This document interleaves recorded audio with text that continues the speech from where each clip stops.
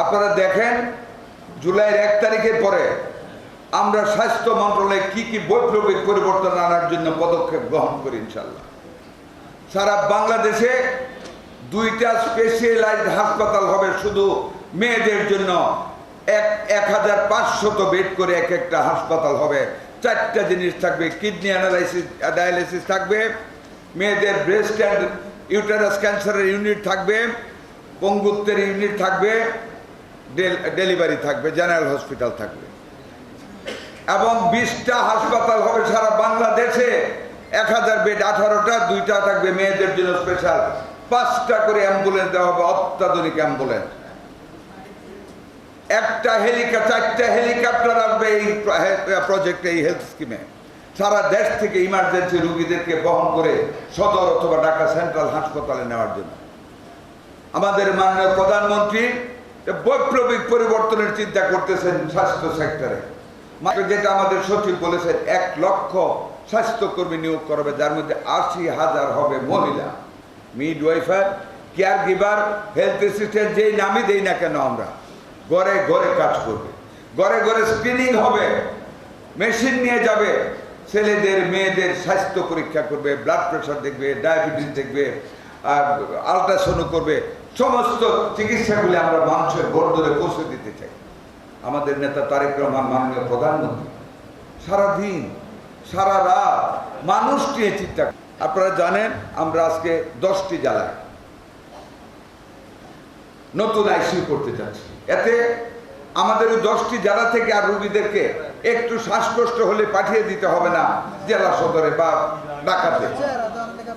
মুন্সিগঞ্জ, টাঙ্গাইল, সুনামগঞ্জ, চুয়াডাঙ্গা, যেখানে দাঁড়িয়ে আছে নারায়ণগঞ্জ, যশোর, শেরপুর, মাদারীপুর, বাগেরহাট এবং গোপালগঞ্জ, এই 10টি জেলায় আজকে আমরা এই আইসিইউ ইউনিটের শুভ উদ্বোধন ঘোষণা করলাম।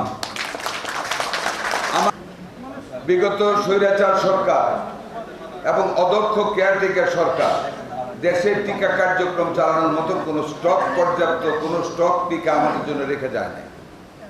টিবির কোনো সিরিঞ্জ ছিল না, TB injection, vitamin A tablet নাই,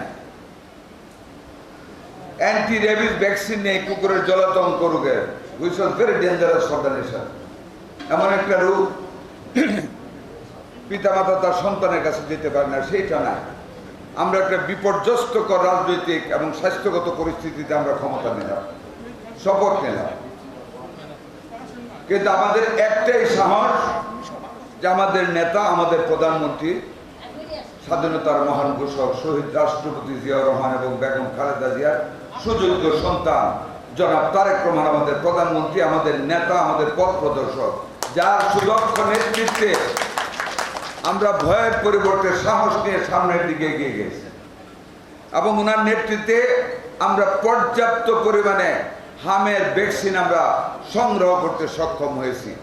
আপনারা জানেন এপ্রিলের 4 তারিখ প্রথম আমরা ইউনিসেফের পরামর্শ অনুযায়ী 18টি জেলার 30টি উপজেলা হামের টিকাদান শুরু করেছি। পরবর্তীতে 12 তারিখে 4টা city corporation, Dhaka city north, south, Mymensingh, Barisal, 4টা সিটি কর্পোরেশন শুরু করেছি।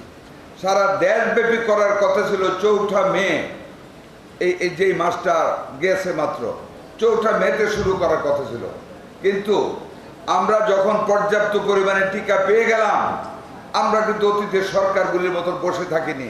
মাননীয় প্রধানমন্ত্রীর সাথে আলোচনা করে আমরা 14 দিন এগিয়ে এপ্রিল মাসের 20 তারিখ থেকে সারা দেশব্যাপী আমরা ক্যাম্পেইনিং শুরু করলাম, যার উদ্বোধন করেছিলেন মাননীয় প্রধানমন্ত্রী বগুড়া থেকে একটা বাচ্চার কান্না থামিয়ে।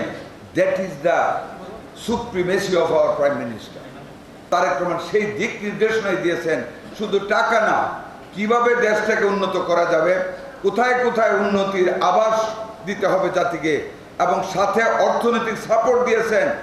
ক্যান ইউ ইমাজিন, এই স্বাস্থ্য খাতে আমাদেরকে জিডিপির 1.02% 69,000 কোটি টাকা বরাদ্দ করেছেন স্বাস্থ্য খাতকে জনগণের গোড় ধরে নিয়ে যাওয়ার জন্য, জনগণকে স্বাস্থ্য সেবা দেওয়ার জন্য।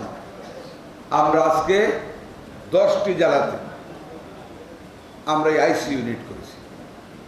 আমরা যে মিজেলসটাকে আমরা মোকাবেলা করেছি, যদি ভেন্টিলেটর না দিতে পারতাম, বাবল সিভার, হাই ফ্লো নেজাল ক্যানুলা, এই জিনিসগুলি যদি তড়িৎ গতিতে আমরা কিন্তু কিনি নাই, আমরা আমাদের এই টিম আমরা ভিক্ষা করেছি আমাদের প্রাইভেট সেক্টরের কাছে।